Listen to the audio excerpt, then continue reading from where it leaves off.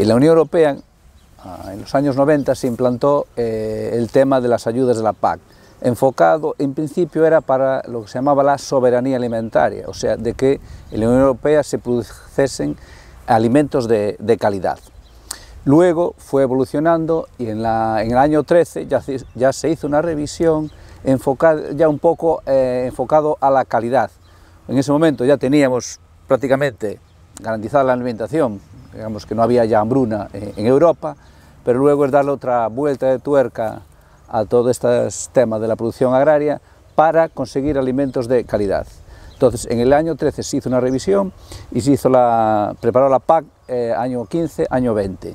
Ahí ya aparecen conceptos como el greening, las ayudas asociadas, acopladas, y un poco ya enfocado a ayudas a agroambiente y clima, y enfocado también a ayudas de agricultura ecológica, producción ecológica, ganadería en extensivo, y escapar un poco de la alimentación intensiva para producir alimentación en grandes cantidades. Ya se enfocó el ganado en pastoreo, producciones en ecológico y un poco el tema de rotar la producción.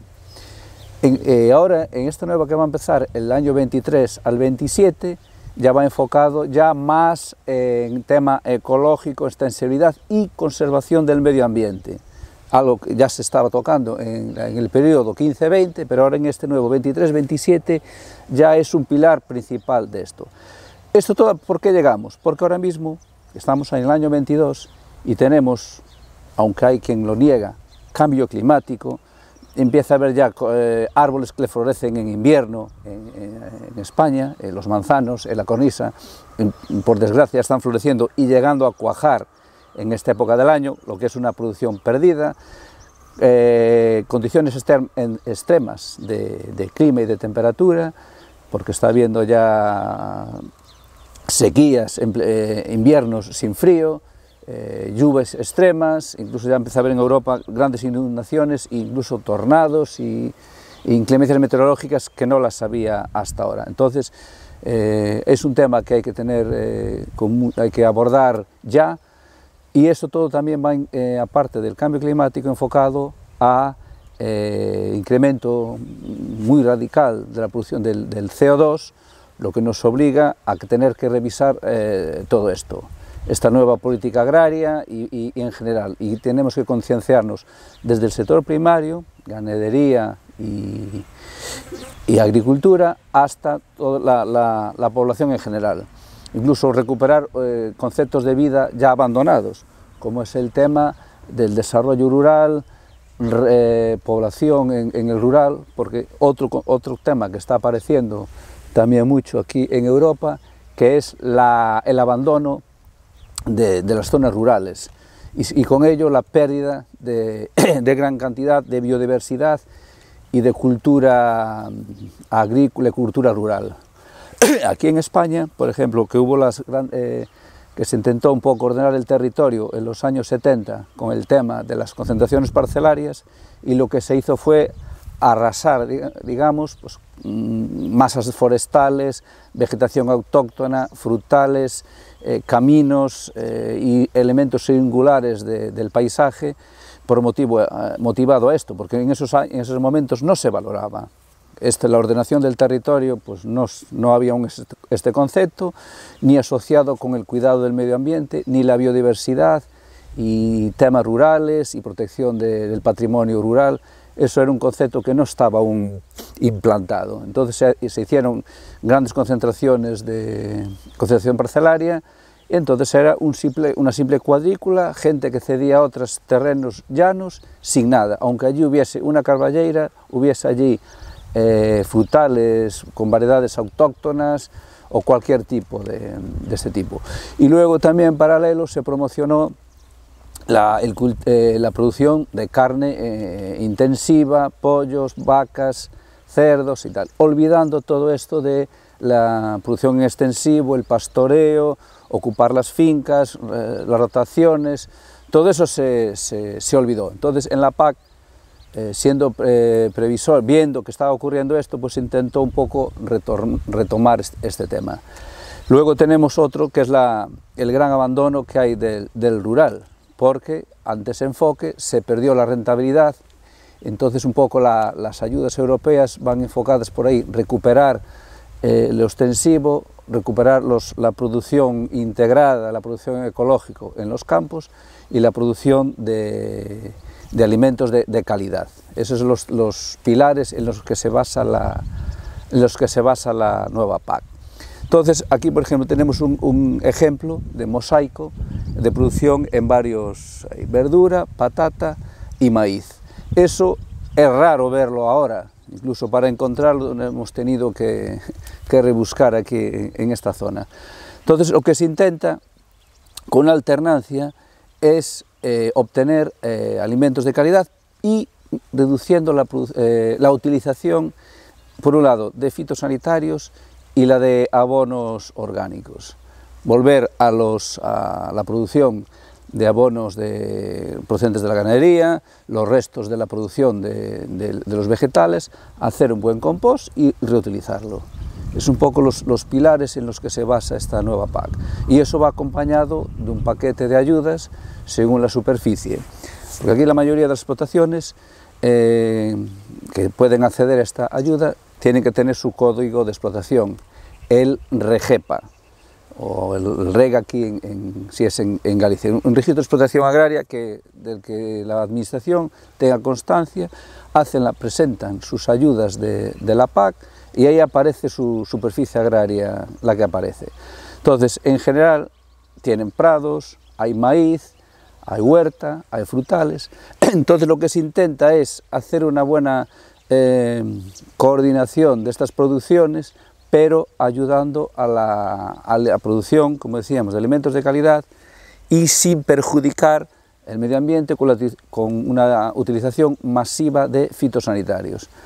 También tenemos, a lo largo de la historia, hemos visto de que en producciones extensivas, ocurrió el algodón en Estados Unidos o en África, que era quemar los rastrojos y plantar, volver a quemar, volver a plantar, eso acaba pues dejando la tierra inservible, yelma.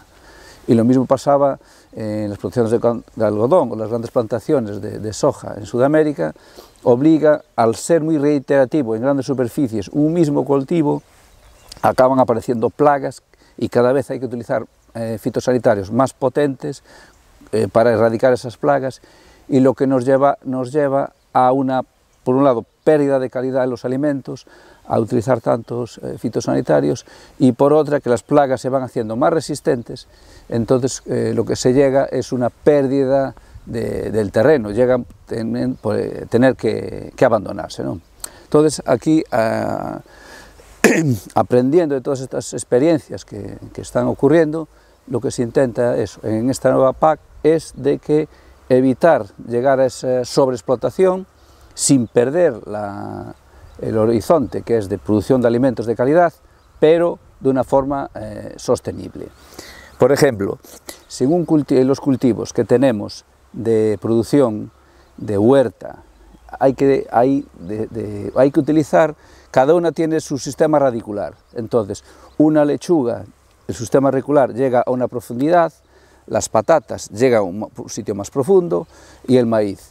Y luego tenemos otros que es el cereal o abonos verdes, que simplemente en el momento de germinación, por ejemplo, los ponemos en invierno, cuando empieza a germinar se corta, queda abono verde, entonces ese suelo no necesitaría prácticamente volver a utilizar abonos de síntesis, abonos nitrogenados. Entonces, haciendo una alternancia, primero, cada estrato de las raíces aprovecharía la alimentación que tiene el suelo en las distintas capas, y alternando. Por ejemplo, aquí podemos, como lo veis, que está en varias filas, o la otra posibilidad sería solo patatas, luego se pone, por ejemplo, puerro, luego en invierno un cereal. O sea, se puede utilizar por filas, cuadrículas, o como mejor le sirva al agricultor, según sus sistemas de producción y según su actividad económica. Pero bueno es ir alternando Aquí que lo hacen filas, pues para el próximo año seguramente aquí veremos las patatas en otro sitio, al lado de allá hay ajos, vendrían para acá y van alternando. Y luego dentro de unos meses aparecerían, se verían otro tipo de plantaciones. Eso es a lo que se debe de llegar. Porque, como decíamos, el sistema radicular se introduce a distintos niveles y va aprovechando los nutrientes en distintos niveles. Si ponemos siempre el mismo cultivo en el mismo nivel, ese nivel del terreno queda sin nutrientes. Entonces, si vamos alternando, se va aprovechando. Y el abono verde, que se utilizaría en este caso en la época de invierno, sería luego una poda en verde y eso pasaría a formar parte del suelo. Entonces, evitaríamos el tener que utilizar abonos de síntesis. Luego, todos los residuos y acompañados de ganadería, pues habría que hacer un compost. Lo que no se puede tampoco es dejar abandonado, o si esta explotación tiene acompañada ganadería, el estiércol, hay que también hacerle un buen uso, para evitar las contaminaciones de las aguas, que es otro de los problemas que también tenemos aquí en Europa, o en España en concreto, de contaminación de los acuíferos por sobreexplotación de nitratos que aparecen, que nos van a las aguas, tanto de escorrentía y pozos, y acaban en los arroyos, con lo que luego consecuentemente aparición de algas en las aguas y contaminación, y entonces llegarían a, la calidad de las aguas se vería mermada. Todo esto va concatenado. En la naturaleza hay que tener en cuenta todos los factores para que no tengamos problemas, por solucionar un tema originemos otros problemas. Es un poco la cuestión.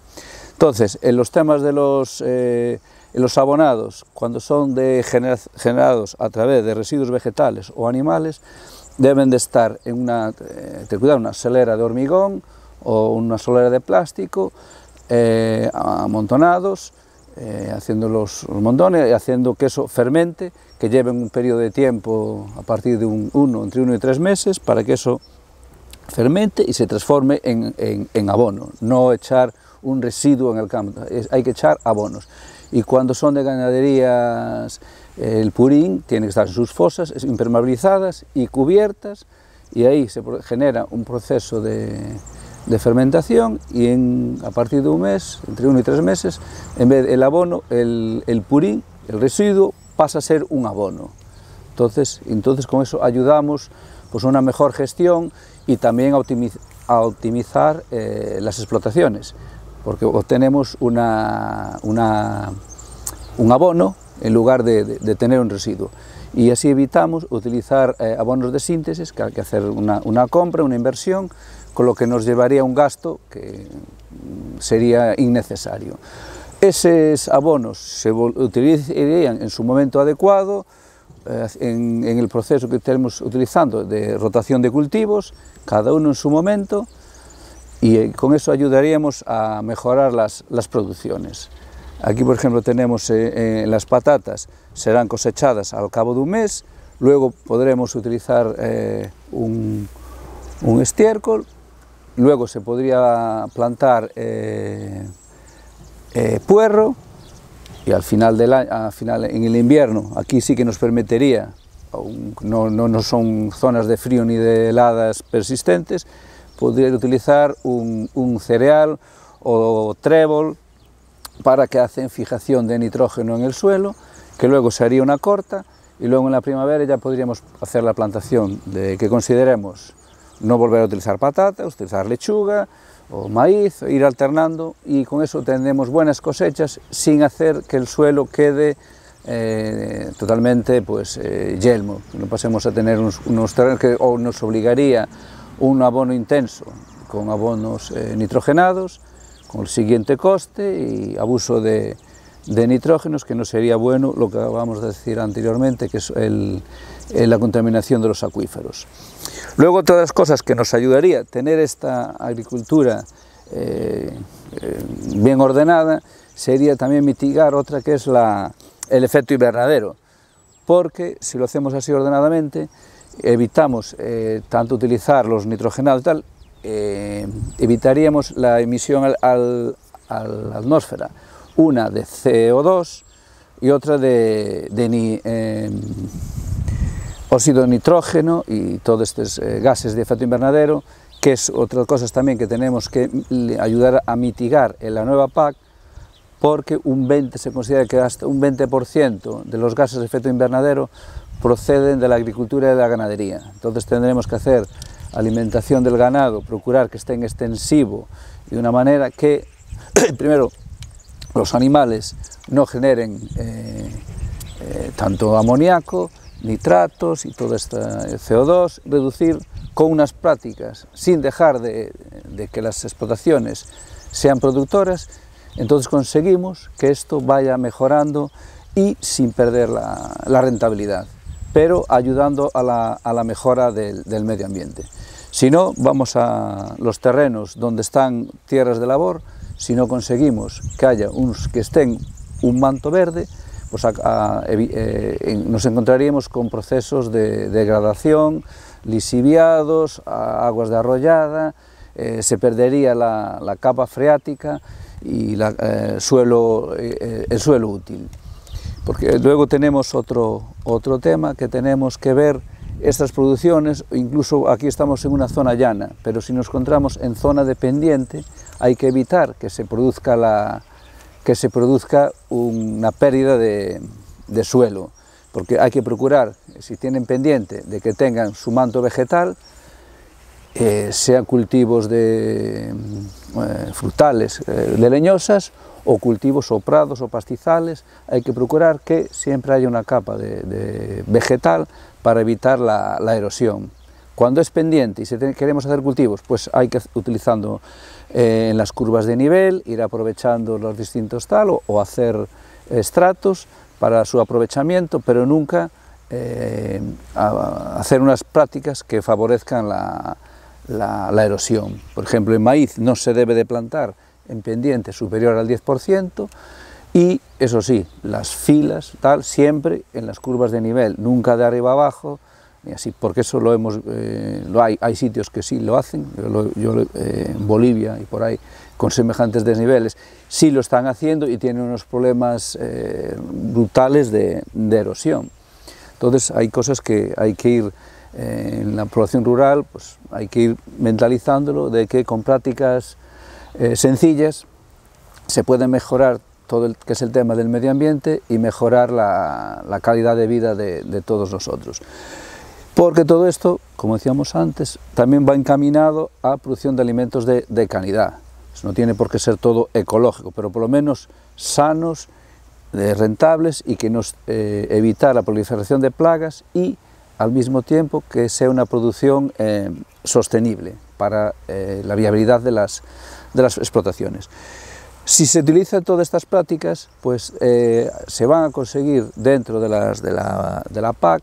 Hay una serie de ayudas que te favorecen la utilización de esto, porque si, dentro de las fincas que aparecen, si andamos por menos de más o menos inferior a 30 hectáreas, te exigen un 40% que tengas alternancia de cultivos. De esas, las 30 primeras obtendrían una ayuda del 100%, porque tenemos una media de explotaciones aquí en España, la mayoría están por debajo de las 30 hectáreas, de media está en 28 hectáreas. Entonces, para favorecer a las pequeñas explotaciones, la línea de ayudas va encaminada las 30 primeras hectáreas que puedan acceder al 100% de las ayudas.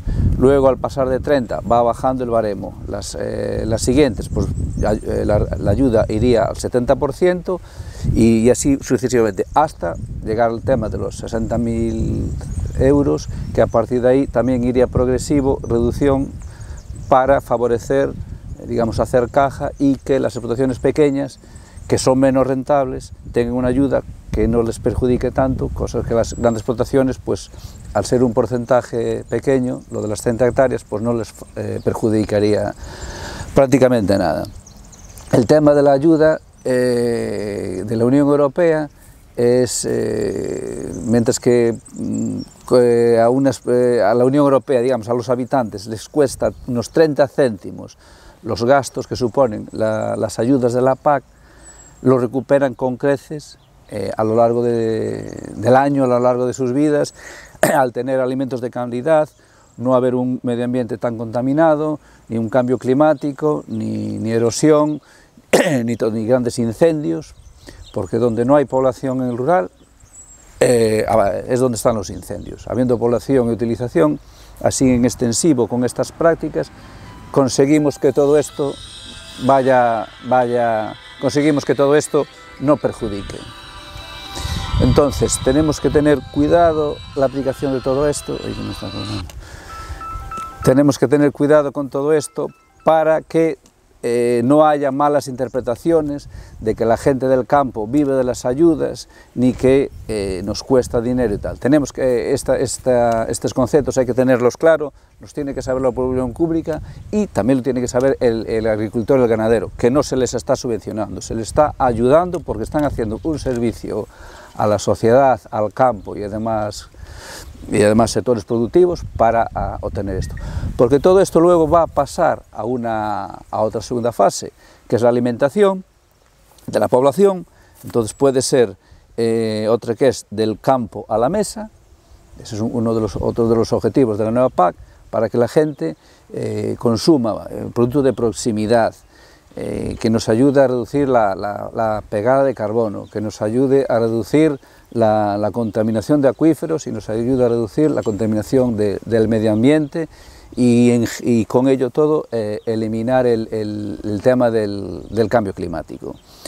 Entonces, con estas ayudas, los agricultores complementan sus rentas, les es más favorable al tema de poder llevar a cabo todas estas prácticas que tienen unos costes, claro, reducción de la población, la producción de los alimentos. Luego, para completar todo esto, también tenemos que tener en cuenta todo esto que hablamos de los acuíferos, la contaminación de las aguas y el control del medio ambiente. Porque la gente vive en el rural y entonces también ayuda un poco a preservar todo esto que tenemos en el rural.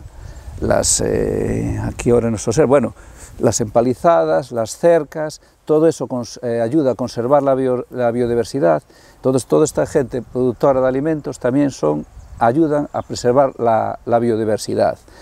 Los mercados de proximidad, que la gente consuma alimentos próximos de la explotación. La gente se tiene que acostumbrar al consumo de los productos de temporada. Ahora va a ser el tiempo, en breve se cosechará esta patata, se cosechará este maíz. Ahora mismo está habiendo producción de productos de huerta. Y todo esto hay que fomentar a la gente que haga que se produzca ese consumo de proximidad, que es lo que hablábamos antes, del campo a la cesta de la compra, el consumo de proximidad. Todo esto nos ayudaría también a que nuestros agricultores y ganaderos puedan tener una renta que les ayude a mantener todo esto que estamos hablando. Esto también combinado con producciones en ecológico, colmenas y producción de estas especies en peligro de extinción, como vacuno, cachena, mantener los campos limpios y la utilización de la ganadería en extensivo que nos permita erradicar la proliferación de incendios, porque como decía antes, si no hay gente viviendo en el campo, los incendios se producen donde no hay población. Entonces, si favorecemos todas estas prácticas de cultivo, ayudamos a que se reduzca la proliferación de incendios y mantenemos todo un ecosistema vivo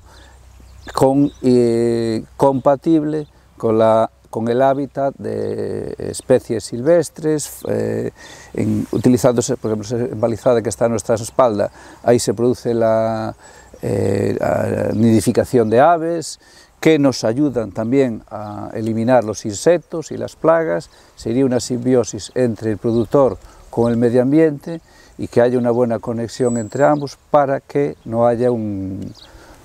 consideremos eso que había antes, lo de las alimañas, ese concepto que había antes en los años 70. No, puede ver perfectamente viviendo las personas con la fauna silvestre y sobre todo pues aves y especies distintas, sean de flora como de fauna, porque así se produce una simbiosis reptiles comerían los insectos que no ocasionarían daño en las plantaciones, y entonces habría una buena simbiosis entre los habitantes del rural con los habitantes de la ciudad, porque ellos podrían desarrollar.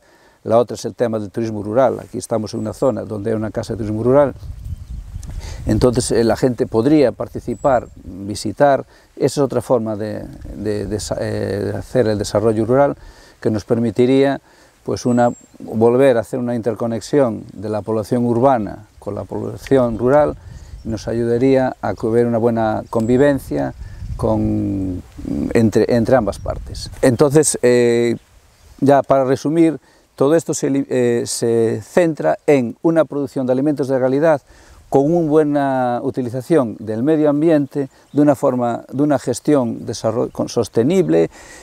Sí, tiene sus problemas, sus peros, de que, por ejemplo, si utilizamos regadío, hay que utilizar cuadernos de campo, supervisado por un técnico, pero eso no impediría de que el desarrollo de alimentos de calidad, y todo esto nos favorecería a tener un buen medio ambiente, un desarrollo sostenible, y de que el rural siga habitado como tenemos aquí ahora mismo.